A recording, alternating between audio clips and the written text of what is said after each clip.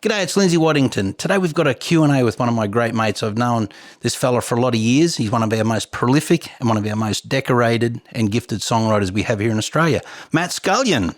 G'day, Lindsay. How are you, mate? Good, mate. Thanks for making the journey. Mate, I've been wanting to come down here. I've seen some of your podcasts and it looked like a flash little room, and I thought I wouldn't mind coming down here and doing one with you. And it's really just a bloody garden shed. It's great, mate. I love it here. Love it. Thanks, mate. This is going to be great. Looking forward to it. Ready for a few serious questions and... I think. You think? I think so. Right. I think so. I know your sense of humour, so I think I'm ready. Here we go. As a songwriter, you've written a lot of songs. How many? I reckon I couldn't tell you, but if I could take a guess, maybe 600-700 songs. Wow. Well, actually, it depends whether you're talking about the ones that have been recorded or just actually written songs. What are you talking about? Probably recorded. Let's go for recorded. Probably songs that have been recorded by myself and other people, and professional cuts. Yeah. Probably about 150. That's incredible, mate. Now, it's true. I think I've read somewhere, you're probably a bit embarrassed by this, but you've had over 20 number one hits. I have, mate. Yeah, in the Australian country music scene. Lee Kernaghan helped a lot of that along. Wow. When I met Lee, I wasn't as known as I didn't have the opportunity that I have now. So Lee definitely opened a lot of doors for me when I got in with his camp, and he definitely bumped those numbers up for me, that's for sure. I can tell you that's a bloody feather in your hat, because that man, he can write a song himself. So to record someone else's, that's really incredible. He certainly can, yeah. Yeah, well done, mate. What is the most interesting or different version you've heard of one of your songs? Ooh, it's my song. What was it? I think it was either the Audi song or Slangwich. I can't remember. No, it wasn't. It was the Shit song. The song, The Shit Song. It's called The Shit Song. Yeah. It's about all the different ways us Aussies use the word shit. Yeah. This fella, I didn't know him because I get all these random emails, as I'm sure you do. And this fella sent me this version. He's done a dance version of it. Really? And it's really bloody good. Is it really? But he did it to another tune, and I can't remember what the tune was, but it was friggin' awesome.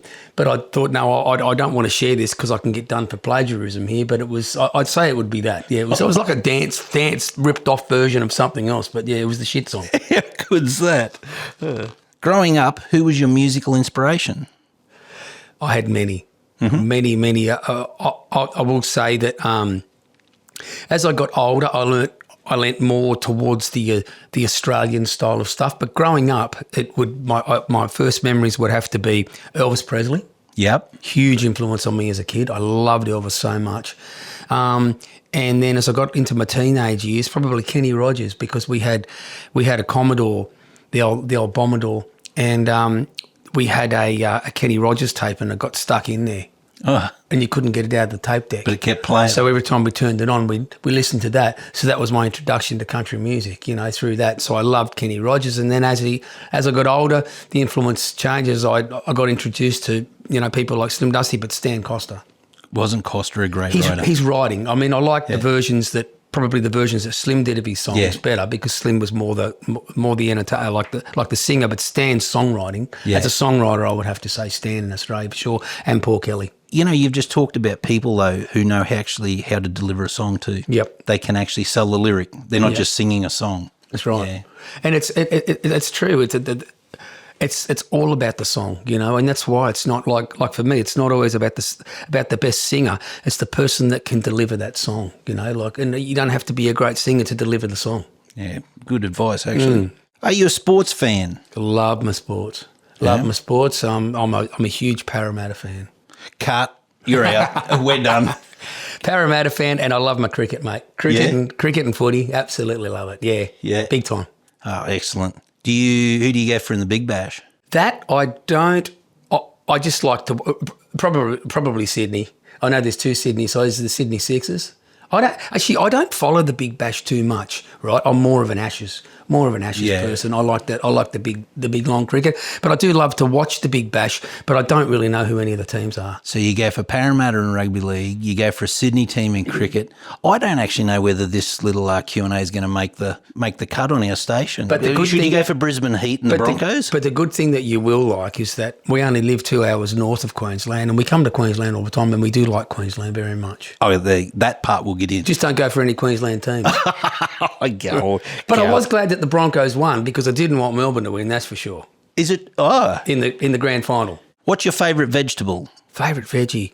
I would say peas. Really? Green peas. Love green peas. What, just boiled or? Boiled. You can do them however or mushy on a pie. I love canned peas. Bring it out of the can, because they're nice and mushy already. How good are mushy peas on a pie? Oh, my God. But I do love broccoli too. What was your first job? First job was working in a fruit market after school, packing onions and spuds. Yeah, so I do that every Thursday and Friday when I was in high school. And I think around the same time I also worked, because I've always had a job, I did that, and I also worked in a fun, I'm from a little place called Ulladulla on the south coast, and I worked at a place called Funland. So I had to, Christmas holidays, all the kids were driving around in the Dodgem cars, and the owner didn't like people banging into each other. So I had to race out and stop them from banging into each other. What's your favourite music collaboration you've ever done? My favourite collaboration? Oh, geez, let me think about that. My favourite collab. Geez, you put me on the spot here. I haven't done too many collabs. Haven't done too many collaborations over the year, but I'm just thinking probably, I reckon my favourite one would be a song that I brought out many, many years ago, a song called Hard Earned Money. And I did that with Lawrie Minson. Oh, lovely. The great Lawrie Minson from Tamworth. We wrote the song together. It was Laurie's idea, great idea. We wrote the song, and I was in the studio recording the album, and I thought, you know what, I should get Lawrie in on this. Nice. I got Lawrie in on it, and the song ended up getting us my first ever Golden Guitar nomination. Wow. How many nominations you had? Probably about 15 or 16 now. Lovely. And you're a Golden Guitar winner, which is a real treat. I am, and I like to use the famous line of Pete Dennehy when I'm doing my show. Here's another Golden Guitar losing song. I love it. I love it. If you're a Wiggle, which one would you be? Oh, geez. I have to confess, I don't know the Wiggles. Don't you? I don't know any of their names. No, I'm not really a Wiggle person. Pick a colour. Pick a colour, blue. You'd be Anthony. Okay, that's my middle name. Is it really? So you're meant to be. Do you sleep much? Do I sleep much? Yes, I love sleeping. Oh, you could be Wake Up Jeff. Wake Up Jeff, okay. Yeah, no, I love to sleep. Wake Up Jeff. Love to sleep. Least favourite chore? Whippersnipping. It's rubbish, isn't it? I love mowing, but bloody whippersnipping, I hate it. We've got a bit of property, so it's not fun. Should you just do a bit of round up and around the edge? Well, I have, but still, you can't put it everywhere. That or concrete? I guess you could. Be like the Greeks in concrete and then spray paint it green. Exactly. I've got a few mates like that. Got a few Greek mates like that. So I don't. Is there an instrument you wished you'd learnt to play? Great question. Piano. Yep. Yeah, piano. I did start many, many years ago, and I can play the basic chords on a piano. So I could probably write something on piano, but I can't really play it. I would love to be able to play the piano really well. A lot of stuff bases around piano, doesn't it? The only problem would be is when I'm touring, I've already got 6 instruments that I take with me. So that would be another thing on stage to have to set up and pack away. So what do you play on stage? I've got the Maiden steel string. I've got a nylon string. I've got a mandolin. I've got a ukulele. I've got a banjo. I've got the stomp box, and I've got the harmonicas. Yeah. It's a shame you're not an octopus. Could have been this wonderful band. If a song played every time you walked in a room, which one would it be? So you're saying the song that every time a song that represents me, or a song that I love? You just love it. So every time you walked in the room, it'd start playing. Which one would it be? Wichita Lineman. Ah, yeah. Well-crafted song. It's the most. It makes me cry. It makes me cry inside that song. Something about that song just resonates with me, and I never get sick of listening to it. So I reckon it'd be that one. What's your favourite food? Favourite food? Stews. Is it really? I love stews. Like camp oven stews let out on the road? I love a good stew. I say to my wife, Shaz, if she cooks a stew, make heaps. Yeah? Make heaps of it because I want to have it for the next week. Yeah? I love a good stew. Do you have dumplings in it or no? Probably not dumplings, but just a good chicken or a good beef stew, with veggies in it. Yeah. Just a good hearty hearty bush feed, and I'd be happy with. Seriously, I could eat that. I could eat that for breakfast and for dinner every day. Really? I love it. Well, is there any weird combinations you got? Not really, but I don't mind a bit of heat. So a little bit of curry or a bit of chili in it too. Yeah. I'm into me curries and stuff. So, but we did same combinations. We did do a show once. Last year it was a festival, and all the people that were playing at the festival, the artists, were in the celebrity cook-off, camp oven cook-off, and Shaz and I come second in it. And we didn't know what we were going to get in the beginning, but we were given mince. And then with all these different things, we just chucked everything in it, everything that was there available, chucked in it, mixed it up, cooked it for 3-4 hours, and it was an amazing stew. Really? Amazing camp oven stew, yeah. So whatever's available, chuck it in. Rightio. First band you joined or you started, and what was its name? Okay. The band was called Nightlife. Mm-hmm. It was in a little town of Milton in Ulladulla, just Ulladulla. I was 16 years old. I just left high school, didn't know what I was going to do, but I'd started playing guitar and I wasn't very good.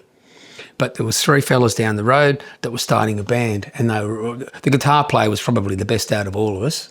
And we all learnt together, and it was called Nightlife, and we played it. But the thing that I'm most proud about that band is our first professional gig, because we did heaps of surf clubs and birthday parties and things like that where we weren't getting paid, but we were just happy to play, right?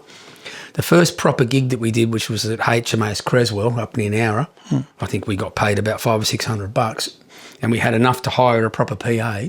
We had 13 covers and 17 originals. Really?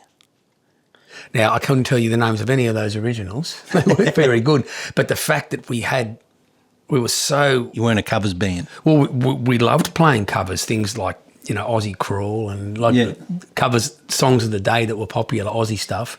But we loved writing songs too. We wanted to be successful. What was your favourite song to write and why? I would say my favourite song I've ever written would be Aussie As. Oh, that's a cracker. Aussie As. The reason why, it just means so much to me. It took me probably a year and a half to write that song.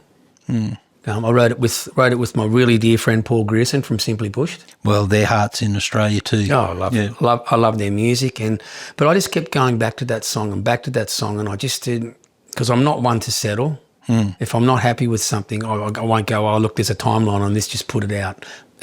I just won't record it if it's not done. But I'm really glad that I spent my time on that song, because it's now, I will never, ever, ever get sick of playing that song. Aussie As is a really, really well-crafted song, and it's really got a lot of Aussieisms in it, hasn't it? It does. But we won't give too much away. Go and check it out. And where can they find that song, Matt? They can find that at my website, which is mattscullionmusic.com. You have to wear a T-shirt with one word on it for a year. Which word would you choose? Again, can I choose 2 words? Yeah. Or does it have to be one word? Oh, go 2, because I can't spell. Again, I hate to... It's a lovely sort of segue into this. Aussie As. Aussie As. What's your main instrument? My main instrument is guitar. It is? Yeah, acoustic guitar. Okay, what's Matt Scullion's favourite song right now, and from which artist? Favourite song right now? Well, there's 2. Mm-hmm. There's 2. And we spoke about this just the other day. There's one from John Williamson, who's one of my favourites. Mm-hmm. Love John Williamson. And Skinny Dingoes. Yep. I listen to that song all the time, and I just love the way he's written it. It's just so beautifully written. And my second favourite one, and I'm not saying this because I'm sitting next to you, is the Black Queensland Snow. Wow, mate. I know you wrote that with Alan Caswell. Yeah. And I just think that's so well, it's seamless. Oh, wow. And the imagery and everything, and the clothes on the line, and they're dark from the black.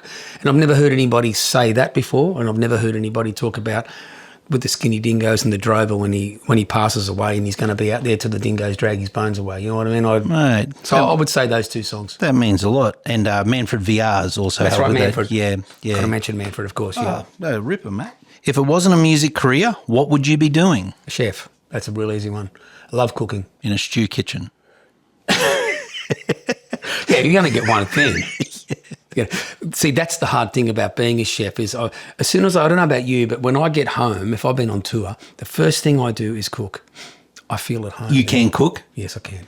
So, okay, so this chef thing, you can cook. Yeah, I can cook, and so can my wife. So I'm very lucky that way, and we're very lucky that we swap. You know, Shaz will cook something, then I'll cook something, but we both put a lot into our cooking, and I just think cooking's like creating, like being a songwriter. And I've spoken to a lot of songwriters, and they all love cooking because it's another part of the creative mind. What's your go-to? Like, just say you had people coming over, you wanted to really impress them. Apart from a stew, because I leave that to Shaz, she does the stews. Yep. A pasta. Yeah, okay. A pasta. I've got a thing called a giddy up pasta, and the giddy up's the chili. So it depends who I've got. Sometimes I put a bit of giddy up, not too much giddy up, but it's just a basic tomato-based pasta, and I add a few things in, cook it for a while, and yeah. And it's your thing? My thing. Love it. Wow. What's something you loved as a child? As a child, I'm an only child, right? So and my mother's an only child. Right, so we're a small family. But I was always very creative because I had to spend a lot of time on my own.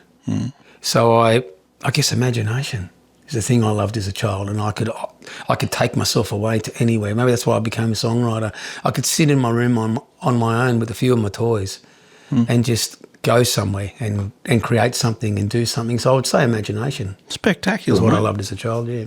What was the first concert you ever went to as a non-musician or artist?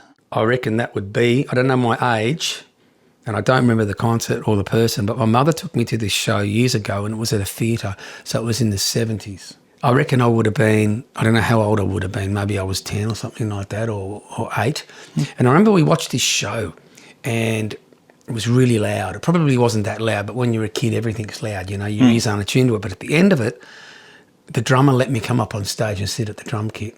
Really? Yeah, and I hit these drums and it went through the PA and it was, oh, wow, and I still remember that. Maybe that's where I got the bug, but that would be my first concert I ever went to, and I don't know who they were or where it was.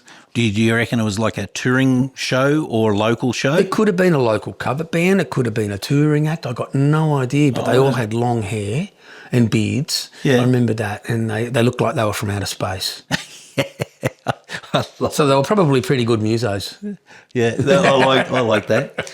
Okay, Matt, you've travelled a lot. You've been in some gifted positions, which well-deserved. You're a talented man. What's the best advice you could give someone coming through, either as a songwriter, as an entertainer, or just in life? This is going to sound really cliche, but be yourself. Be yourself, or try and find your own voice. There's already whoever's on your playlist, because look, a lot of writers and a lot of artists, they are only a product of their playlist or of their record collection, as they used to say. Now it's a playlist. Really try really hard to find yourself and find your own voice. It can be hard because there's already, whoever you're into right now, there's already that person. So it doesn't matter how good you get at mimicking that person, you're never going to be as good as that person because that person's already there. Yeah. So really try very hard to find your own voice and just dig deep. Dig deeper than everybody else. And if you want to have a career in this business, it's going to be your originality that's going to get you there. And it can sort of take a lot longer to be an innovator instead of a, like an imitator. Shepherd or a sheep. Yeah. Absolutely. Yeah. So don't feel like the road feels long sometimes. You're on your road. It's not an overnight career. Yeah. It's a long time thing. It's taken me a long time to get to where I am now. A long time. I think I'm still growing as an artist. Absolutely. In 20 years' time, I'll look back on now and I'll go, geez, I didn't know much then, did I? No, that's great advice, mate. Yeah. And that comes from somebody that's been out there doing it. What's your favourite song to perform? I mentioned before Aussie As, right? But my favourite song at the moment to perform, and I'm so into it, is The Drover's Boy by Ted Egan. Yeah. Now, that hasn't got any music to it. I know there have been a few people that have done versions of it, but the original version, if people don't know, is just Ted Egan tapping on his Foster phone, on his beer box, and then John Williamson did a version on the Warrigal album where he did a sort of similar thing. It was a cappella with a few sounds in the background, So I wanted to do a version. I didn't want to do it like that, and I don't play a beer box. So I wanted to do a version, so I worked it out on my nylon string guitar and worked out some chords for it and followed Ted's melody, and I love playing that song. Geez, you crossed over two bloody iconic figures in Australia there, like Ted Egan and John Williamson. Now, I could be wrong, but I think John won a golden guitar with that song, didn't he? He did back in that album, which one of my favourite Aussie albums is Warrigal. I love that album. And he did. When Ted put it out, I think about 8 or 9 years before, it didn't, I don't know if it got in the finals or anything, but he didn't win anything. When John put it out, he won the award. And so I'm told, because I wasn't there, John invited Ted up on stage, who happened to be in the audience, and said, mate, I don't deserve this. This is yours. Oh, you deserve wow. this. And he gave it to Ted. That's so beautiful. And Ted often tells the story, and I've actually seen it on Ted's mantelpiece with John Williamson on it. And Ted, I know, may he rest in peace, but he was very proud of that guitar. That is Very really proud. cool. And it's really nice you've become good buddies too. Yeah. Yeah. Well, that's been a fun Q&A with my mate Matt Scullion. And check out his website, check out his songs. He's a hell of a talent, and it's great to see a great Aussie balladeer singing about what he knows, Australia. Good on you, Matt. Good on you, Lindsay. Thank you. No worries, mate. Cheers.